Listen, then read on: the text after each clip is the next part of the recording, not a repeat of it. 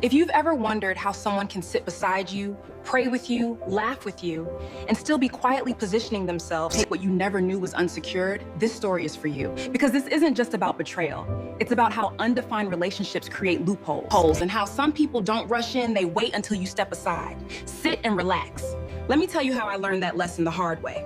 It was my third year in school when Fred entered my life, not loudly, not dramatically, but steadily. We were in the same department. We were both course representatives for most of our courses, always at the center of academic activity. He was tall, dark, articulate, with a calm intelligence that made people listen when he spoke. He was widely admired. I wasn't invisible either. I carried myself with quiet confidence, conviction, and discipline. Beyond academics, our values mirrored each other. I was the sister coordinator in my fellowship. He was the president of his. We were both fire-filled, committed, spiritually aligned, and purposeful. Naturally, we gravitated toward each other. Not romantically, at least not at first. We were both in relationships. Boundaries existed, or so I thought. We were everywhere together.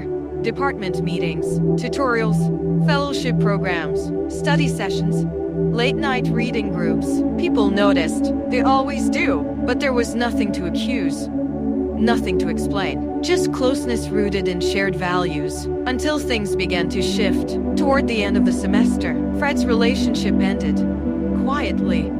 I was the only one who knew. I became his safe place, the listener, the comforter, the familiar presence he leaned on. He would come to my hostel. We would walk long distances, talk late into the night, unpack emotions.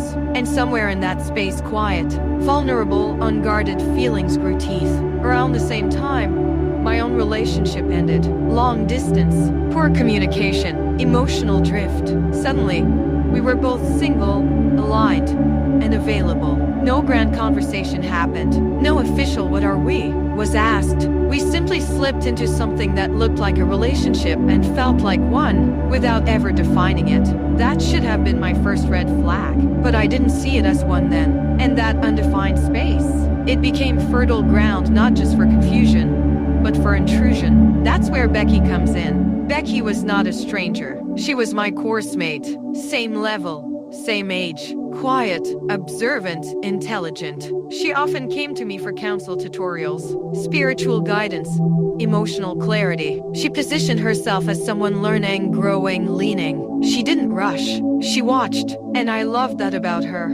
She joined our 10-person departmental reading group Pacesetters, created by Fred and me. She listened more than she spoke, and when she asked questions, they weren't innocent, they were investigative. She called me Mummy, called Fred Daddy. It disarmed me. One afternoon, while a few of us were gisting about where we do our industrial training, Becky suddenly leaned forward, unusually attentive. "So where are you planning to do yours?" she asked me. I mentioned a city far from campus. Her reaction was instant.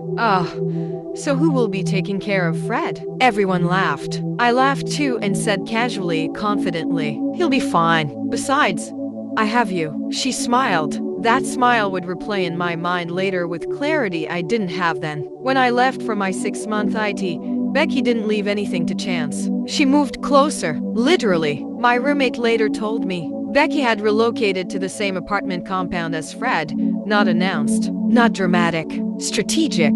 She stayed long enough for patterns to form. Late nights, familiar movements, comfort that didn't look new. That was when the ground beneath everything began to shift. Still, Fred never changed with me. Calls remained consistent. Conversations stayed warm. Nothing suspicious on the surface. Then my younger brother visited campus to write exams and stayed with Fred for a few days. When he returned, he said something that settled like a stone in my chest. "I don't think Fred is the man you think he is." He had seen things, felt things. Not proof, but presence. Another woman's presence. Another energy in his space. I ignored it. Later, I found out I couldn't return to that university and had to transfer. Distance widened. Communication continued. And still no confession. No explanation. No shift in Fred's behavior toward me. Then my school mother called. She was getting married. Coincidentally, it was also graduation season for Fred, Becky,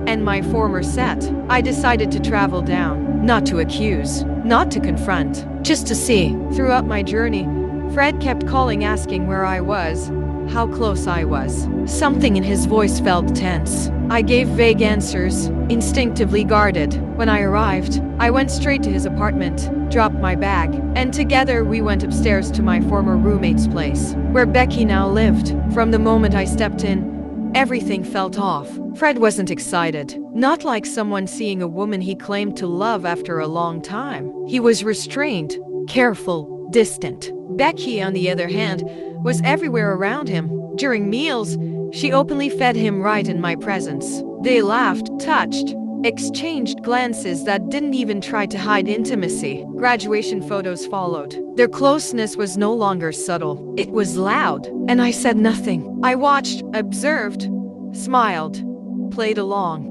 The night before I was to leave, I asked Becky for her phone, casually saying I wanted to browse. I opened her chats with Fred. What I saw shattered every remaining doubt. Conversations, familiarity, intimacy, emotional depth that did not start yesterday. I returned the phone, said nothing. In the morning, I left without confrontation, without tears, without questions. After that, communication thinned. Weeks passed. Eventually, I asked him plainly, "Now that you're graduating, what's the plan for us?" His answer was calm. Too calm. "I'm not ready." I accepted it. Stayed in touch. Then I spoke to my spiritual father. He prayed, paused, and said words that felt like divine interruption. "I don't see you with this man.